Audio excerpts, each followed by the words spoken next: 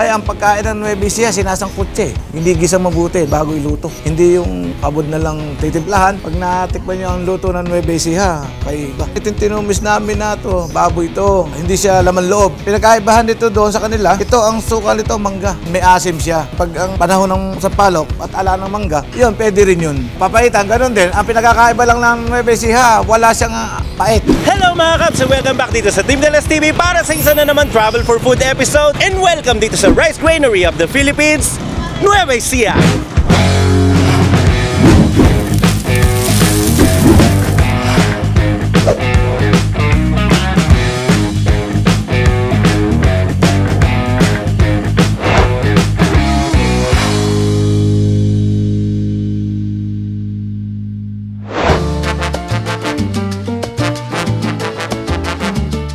Dito sa episode na to, isusubukan natin ang mga pagkain lokal sa Nueva Ecija. Katulad na lang nitong kalabaw na bulalo na may kasama pang mangga. Maiba naman ng lasa, maiba ng timpla. Kasi ang kalabaw hindi naman nagsesebo ng gano'n. Kahit lumamig yan, makikita mo hindi siya nagsesebo. Pati na rin yung tinumis na may twist. Yung dinuguan version ng Nueva Ecija. Tinumis. Baboy ito. Hindi siya laman loob, laman siya. Pinakaibahan nito doon sa kanila, sukal nito, mangga din. Susubukan din natin ang mga kambingan na may papaitan at dish na kung tawagin ay kampukan. Sa Ilocano, ang pukan meaning to cut down or chop. Kambing to mga Kabs. Kambing. Hindi siya papaitan, para sa akin talaga ang weird na sabihin papaitan siya, tapos ang asim-asim niya. At hindi na rin ako makapaghintay, bahagi sa inyo ang mga makukulay na storya ng mga lutong Nueva Ecija. Pag natikman niyo ang luto ng Nueva Ecija, kay iba. Hindi gisa talaga, sinasangkot siya talagang mabuti karne. Kaya tara't pagsaluhan natin to! Let's go!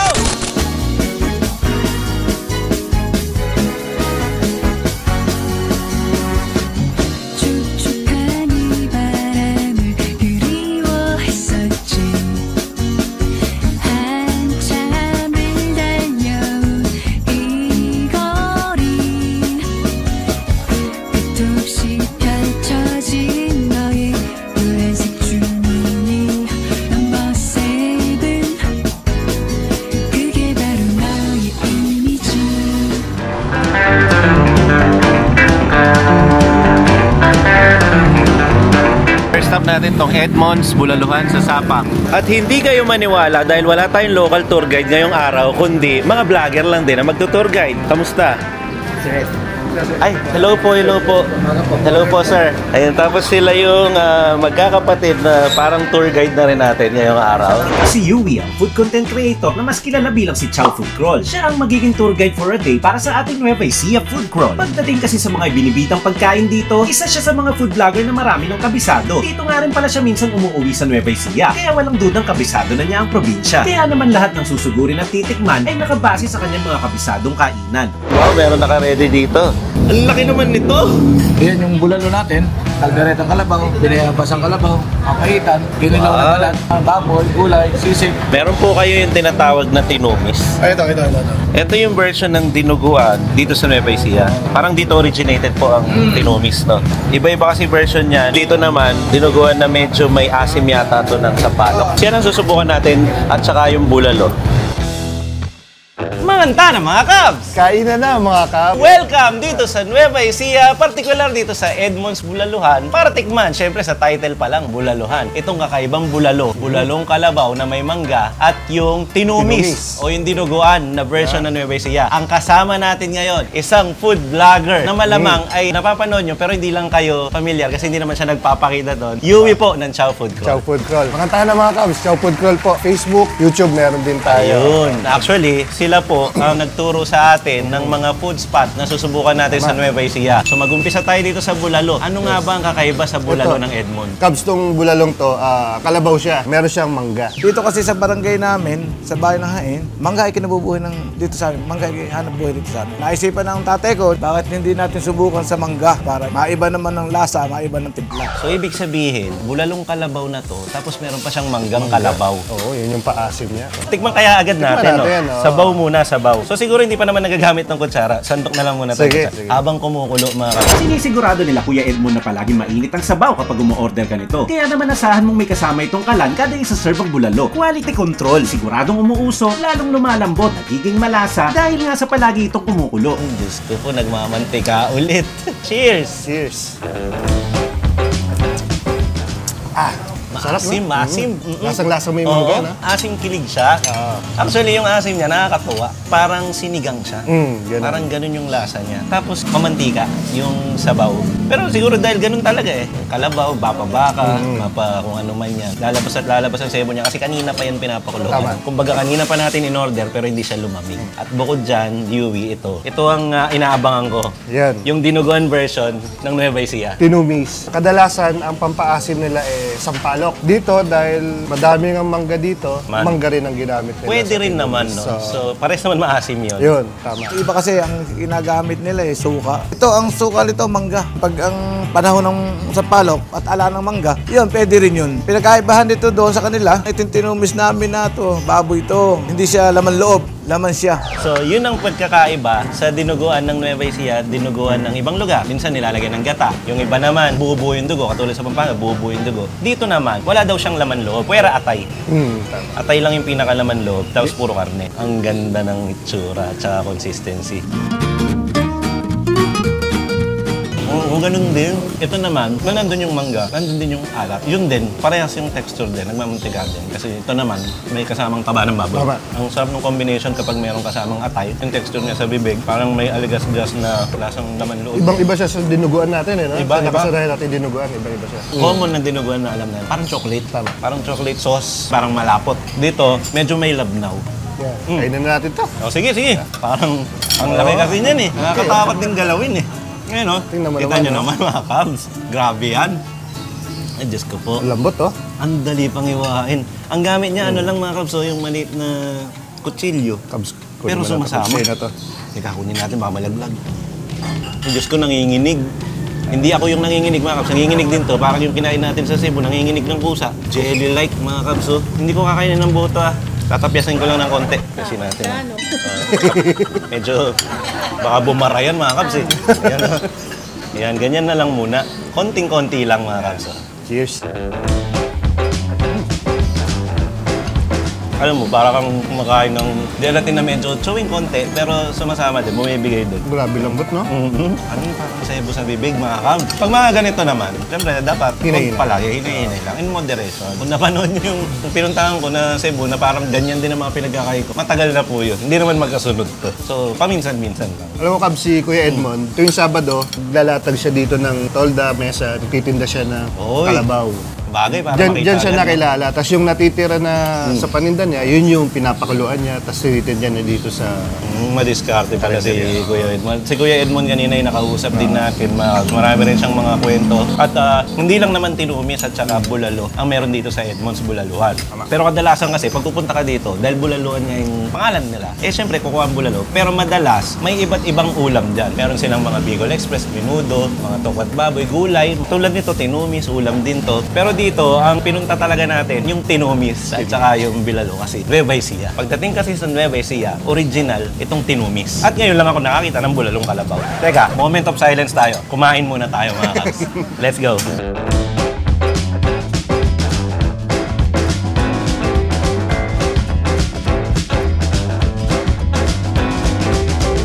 Napapababad ako dun sa tinumis.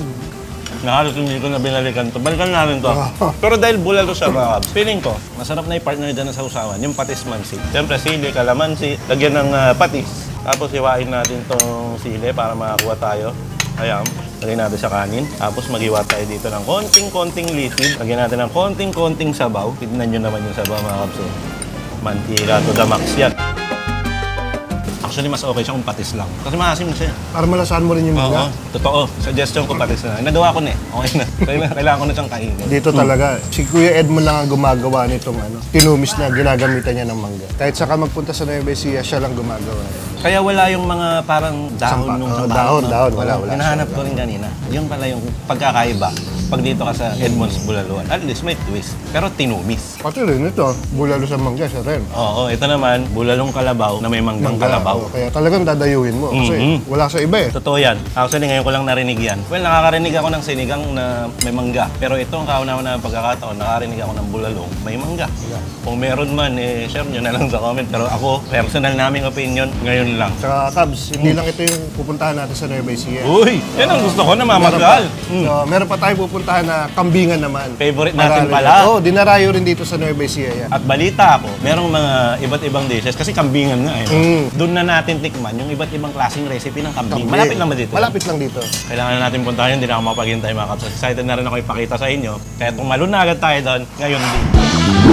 Dumiretso naman tayo dito sa pinakasikat na kambingan sa bayan. Coming up next na ang mainit-init na papaitan at malinamnam na kampukan.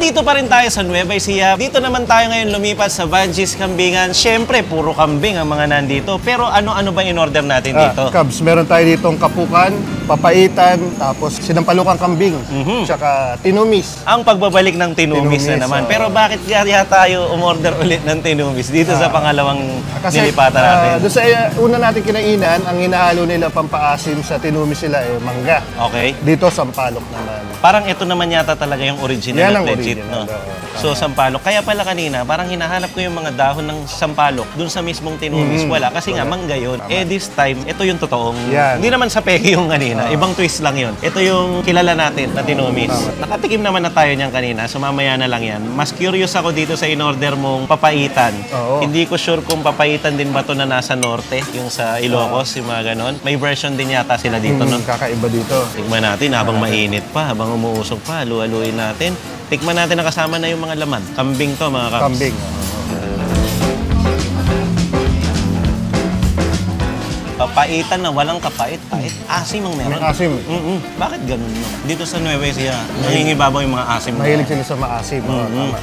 Hindi siya papaitan para sa akin talaga. Ang weird na sabihin papaitan siya. Tapos ang asim-asim niya. Totoo, yung asim ng sampalok, mga kaps, parang sinampalukan din na sabaw yung ginagamit sa papaitan. Pero yung laman niya, yun talaga yung ginagamit. Laman loob ng kambing. No? Lasang-lasa mo yung kambing talaga eh. Saka yung sabaw niya, kita mo, lapot, no? Rich na rich. Oo. Yun, oh. Ang kapal, mga kabs. Oh. Tingin ko matagal din itong pinakuluan. Kasi ang daling matunaw sa bibig mo talaga nung kambing. Ano ba itong isa? Anong tawag kasi dito? Parang kilawin, mga kabs. Eh. Ito naman, Cubs, kapukan to. Kapukan. Sa Ilocano, ang pukan meaning to cut down or chop. Sa Ilocano version, ang kapukan consist siya ng fried tofu tsaka balat ng baboy. Okay. Dito sa amin sa Nueva Ecija, kambing tsaka laman loob ng kambing, atay, tapos toyo, suka, kalamansi. Ang dami palang matututunan dito, mga kabs. Tsaka food crawl yan eh. Imposibleng wala kang malalaman yan dahil alam niya na itong mga pagkain na to. Yun pala yung pukan is to cut down. To cut down. Ngayon ko lang nalaman yun. Sana ngayon nyo lang din nalaman yun para parehas natin na-discover. Okay, tingnan naman natin. Pinipigan to ng kalamansi, di ba? Pwede, pero may kalamansi ng halo to, Cubs. Oo, okay. Nasa Napigaan sayo ko pa kung naman. gusto mong dagdagan or Aasim na naman to, Asim, no? oo. Sige, subukan natin, mga kabs. Mga balat-balat, tsaka may kasamang laman loob. This time wala siyang asim. Lasa siyang sinangkot siya. Tapos malinamnam. Ay, ang pagkain ng Nueva Ecija, sinasangkot siya eh. Hindi gisang mabuti bago iluto. Hindi yung kabod na lang titimplahan. Pag natikman niyo ang luto ng Nueva Ecija, kay iba. Sagana din sa pagkain ng Nueva Ecija, no? Tsaka bukod sa malinamnam siya, parang creamy din. Hindi ko lang alam kung may pampakrimi. Siguro may sariling mantika, yun yung nagpapakrimi, no? Pero creamy yung lasa niya, mga kaps. Bukod dyan, kambingan. Isa na naman kambing dish, yun eh. Itong sinampalukang kambing naman. sinampalukang kambing. Pero minsan, minanggahang kambing ang tinda nila. Ganun din yung Pag mangga walang na naman. sampalok, mangga naman ang ginagamit nila. Subukan natin yung sabaw. Okay. Hindi niya kalasa to. Sabi ko kanina baka parehas na yung sabaw. Iba, no?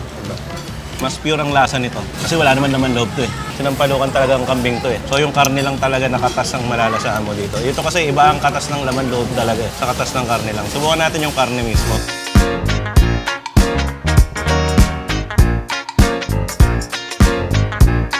Natuwa ako doon. Okay sa akin to. Wala siyang Oo. anggo, no? Wala nga. Parang nabura yung anggo ng kambing dito. Kasi di ba mga kabs, yung mga goat meat eater sa atin, mga mahihilig sa kambing, alam nyo naman yung lasa nun, di ba? Minsan may anggo. Depende yan sa pagkakagawa eh. Tapos lagyan natin siya ng bala, yung sinigang natin, para mas ganahan tayong kumain. Anong pinagkaiba ng sinampalukan sa sinigang? Kasi ang sinigang, may iba siyang mga nilalagay na rekado. Ito, sinabawan mo lang talaga sa sampalok, literal. Wala siya ng mga kamatis, sibuyas. Wala. Pero yung iba, Cubs, nilalagyan nila ng dahon ng sampalok eh. Pampasim kasi yan na. Actually, sabi nila, mas maasim pa yung dahon kaysa dun sa mismong bunga kapag nagluluto ka. Pag umuwi kami ng Nueva Ecija, hindi pwedeng hindi kami dadaan dito. Totoo. Kasi kanina mga Cubs, nung dumating tayo dito, may mga Cubs tayong kumakain at bumati sa atin. Sabi nila, kinamusta ko yung kinakain nila. Sabi nila, goods na goods daw talaga. Recommended. So habang kinakain namin ito ngayon, naglalaro, nagpa-flashback sa isip ko yung sinabi nila kanina. Totoo nga. Para sa akin Para sa akin yung, nung pumunta kami dito, nung ito yung hinain, okay lahat. So sana, sa mga susunod pa, consistent, ganun din. Yun ay opinion namin habang nandito kami ngayon. Huling kain ko dito, kasama ko si Kuya Dex. Oh, si Kuya Dex. Napanood ko nga rin yung mga niya mga vlog niya dito. Actually, mga Cubs, magkakasama po sila Kuya Dex at itong mga magkakapatid. Dito sa side, pwede mo ibalik yung camera. Magkakasama yung mga yan. Hello, Kuya Dex. Hi, Six! Medyo curious na ako. Tinumis. Tunog matamis. Pero yung lasa, iba eh. Ito, mas parang makapal yung dugo, no? Meron siyang dahon ng sampalok. Sampalok. So, dapat aasim to. Oo nga. Iba yung asim na binibigay ng sampalok versus sa dinuguan na may asim lang ng suka. Parang fruity siya eh. Pakakagat mo pa yung dahon, no? Yun yung nagpapabigay din ng konting kiliti din eh habang kinakain mo. Saka yung lambot. Ang lambot ng baboy. Walang laman loob katulad din kanina. Itong tinumis nila ngayon. Tapos ang kakapal na din ng mga taba na kasali dito ngayon na parang ang sarap kagat-kagatin pero mapipigilan mo naman eh. Mapipigilan. Wag na muna tayo dyan. Mga taba-taba. Kain muna tayo mga Cubs.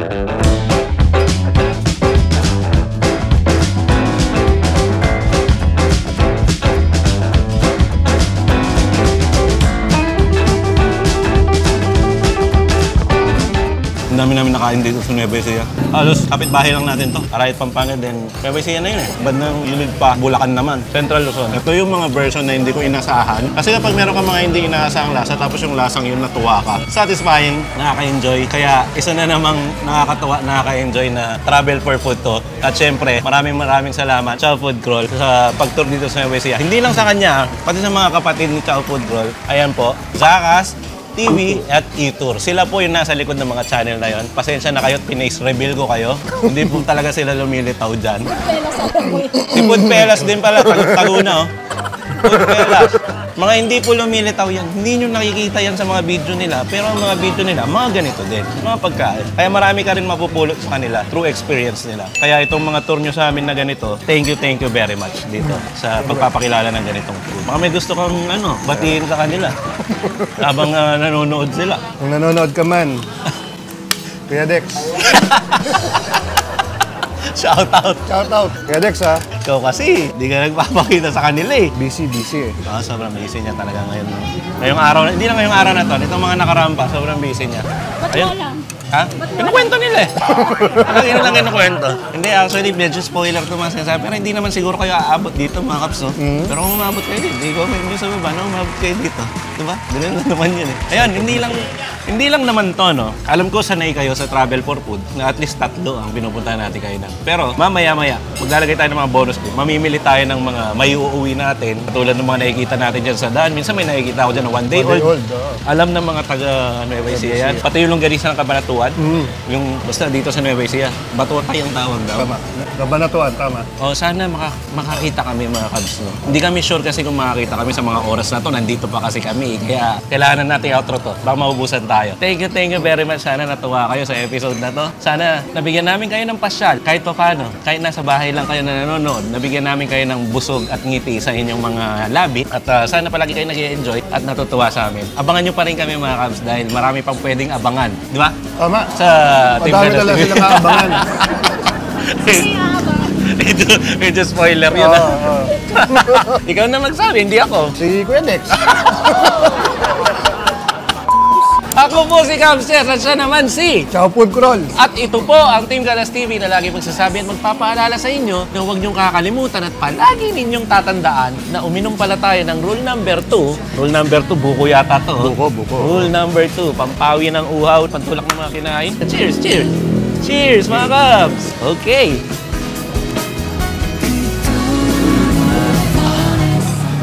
Refreshing. Talaga namang manyaman. Kenny! Bye! Peace out mga Kabs! Peace out! Abangan nyo kami sa susunod pang mga videos. Hindi natin sasabihin kung kailan. Pusa abangan. Patakip natin. O siguro magkakapatid na lang magtakip tsaka si Pudpela. Yan. Kayo na, sabay-sabay nyo takpan. Alright! May mga Kabs tayo dito sa Bungees Kambingan. Bati po kayo, sir. Binabati ko yung mga aking fans. Mag-enjoy po kayo. Ayan, dinatnan natin sila, sir, na kakaubos lang ng lunch nila. Ano po masabi nyo? Masarap. Sulit po.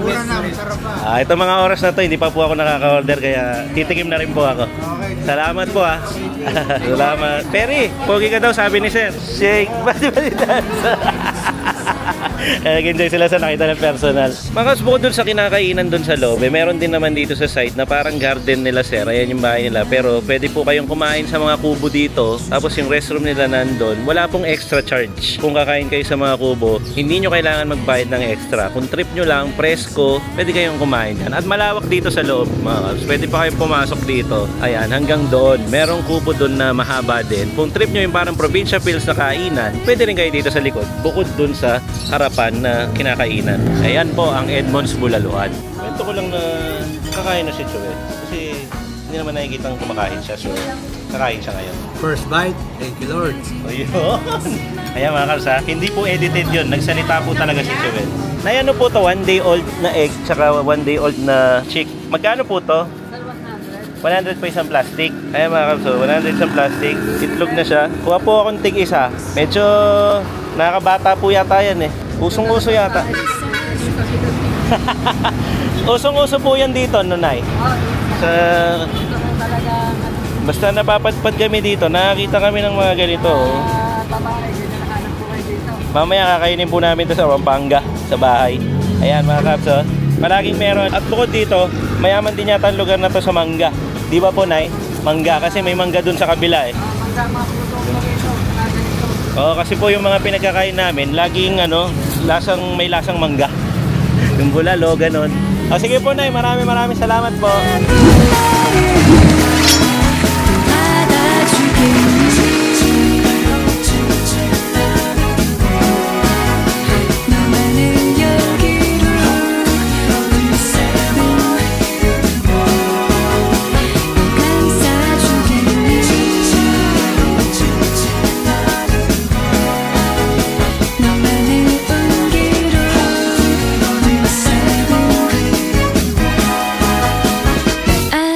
주겠니